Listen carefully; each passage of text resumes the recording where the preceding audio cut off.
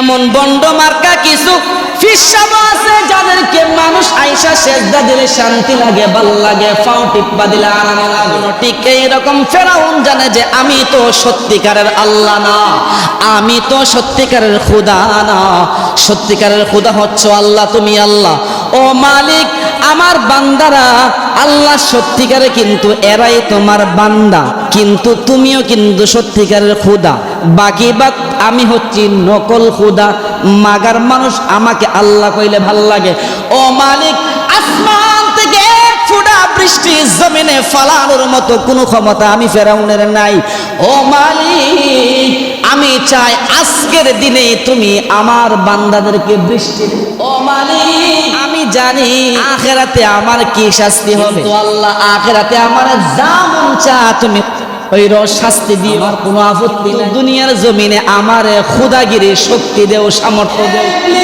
তুমি তো বলছো একটা বিষয়, বিজ্ঞ একটা বিষয় বলছো, তোমার মেধা আছে ভাবতে, কিন্তু ইবলিস তুমি বলো পয়গাম্বর খারে বানাইতা। ইবলিস ডাক দিয়ে বলে ফেরাউন দেহ সে আমার পছন্দ হয়নি। ফেরাউন দেখো, ও ফেরাউন দেহ সে আমার পছন্দ হয়নি।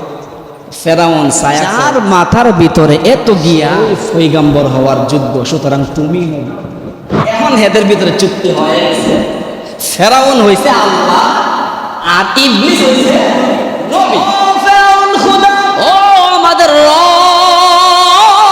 আমাদের জমিন একদম ফাইটটা ফুটটা শেষ হয়ে গেছে, ফেটে গেছে। জমিনের মধ্যে কোনো ফল ফসলাদি হচ্ছে না, জমিনের ভিতরে কোনো দান কাম হইতেছে না। ও খোদা, বৃষ্টি লাগবে, বৃষ্টি আল্লাহ না, তো আল্লাহর কাছে যখন যেটা সাউন্ড লাগবে আল্লাহ তো দেওয়া।